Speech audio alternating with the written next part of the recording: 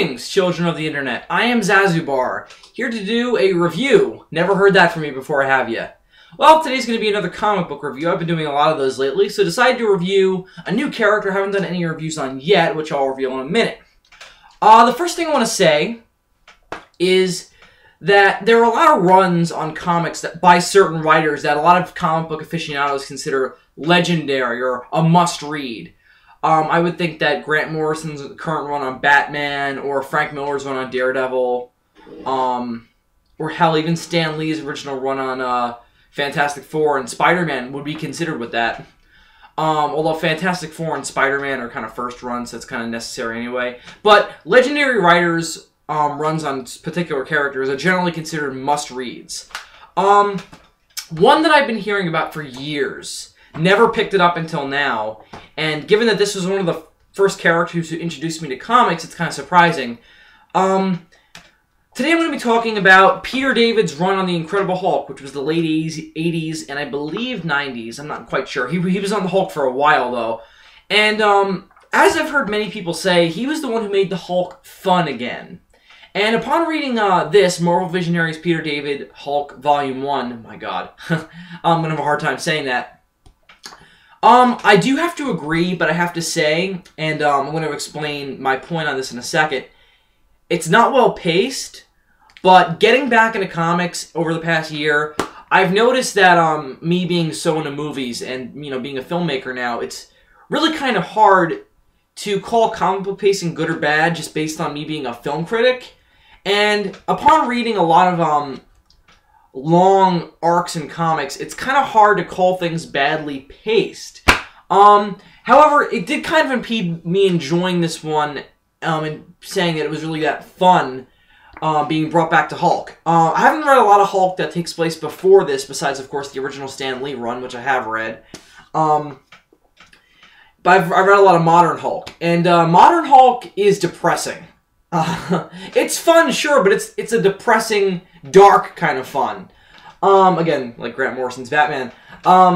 This is also dark, and it's got a lot of psychological ideas that was never really brought up in the Hulk, or was lightly, but not quite explored, as it is in this. And that's what makes this fantastic. But the thing is that, the book tells a tight story, but it kind of meanders in some issues. There are two issues where Hulk fights particular Gamma-created villains. And it helps in the end, of course, but right at that point, they devote whole issues to Gamma monster ideas. And it's fun, but it doesn't work well in a trade. It would work fine as a single issue. They're doing that right now in Superman. They're having a monster per issue. And that's fine. But reading it in trade, it gets a little tedious.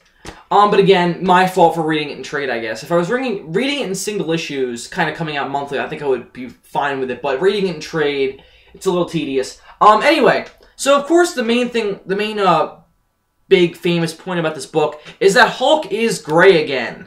For the first time since the original first issue of the Hulk written by Stan Lee. Stan Lee was the one who wanted to color the Hulk gray because he thought it was a mysterious, scary, spooky color. Which of course it is. But, it didn't print well back in the 60s, or early 60s.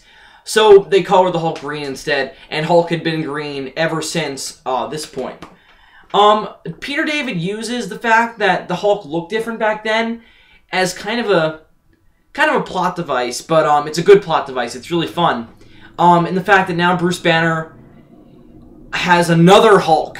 The whole setup is that Bruce and the regular Hulk have been separated, and Rick Jones has accidentally taken up the energies of Banner's old Hulk and become the Green Hulk. Comic books, remember. In an effort to stop his friend, Banner decides that he has to become another Hulk to stop him, and exposes himself to the Gamma machine once again, and becomes the Grey Hulk.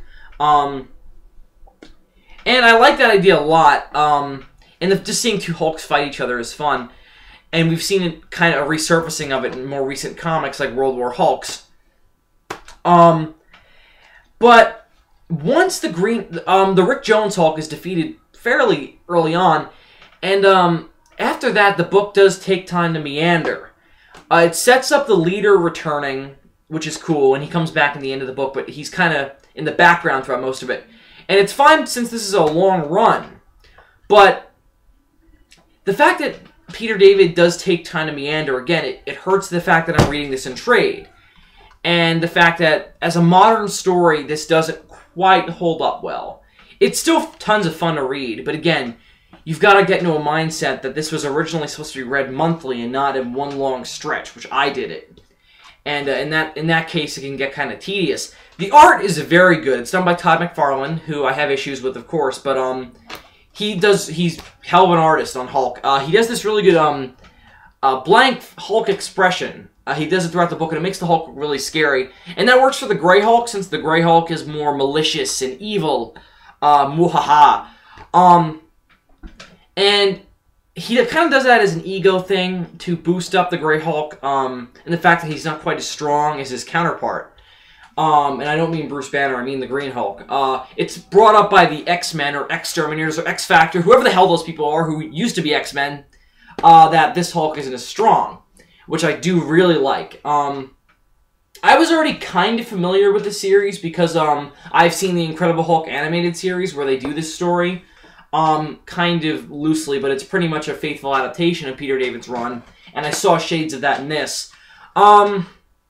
If you like that show, I do recommend this. That's what this was. That was based on Peter David's run of the Hulk, and I think that if you like that, you'll like this for sure. I really enjoyed this, but again, reading it in trade hurts it a lot.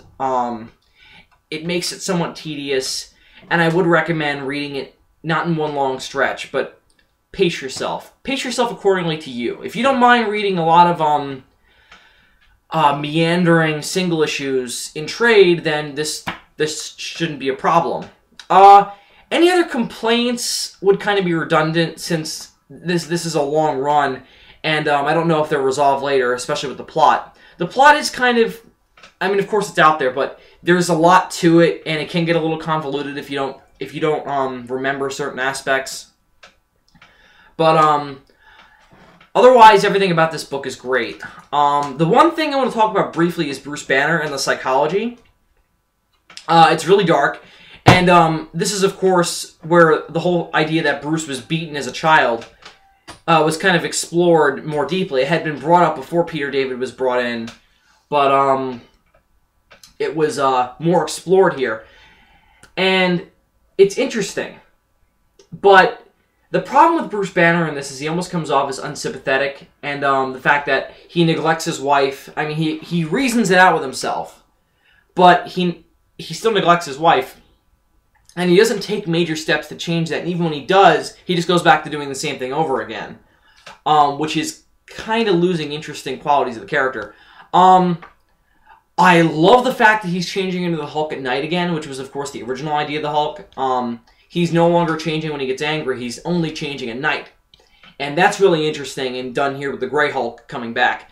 It makes Banner a ticking time bomb and adds a lot of stress to certain situations. Since now it's not, I can't get angry. Now it's, I can't be around people at night, which eventually gets his wife injured, which is a really cool scene, creepy, very Hulkish. Despite my qualms with it, I'm gonna give Peter David Visionaries Hulk Volume 1 a 5 out of 5, because they're mostly personal problems with me, and my pacing issues. So it's gonna kind of depend on you whether or not you're gonna like this as much as I did, or like it less than I did. I really love this, and my qualms are mostly personal, so I still think the work deserves a 5 out of 5. I can't wait to read Volume 2. This was fantastic. And I'll be reviewing something else soon, hopefully. So thanks a lot for watching. Zazubar out.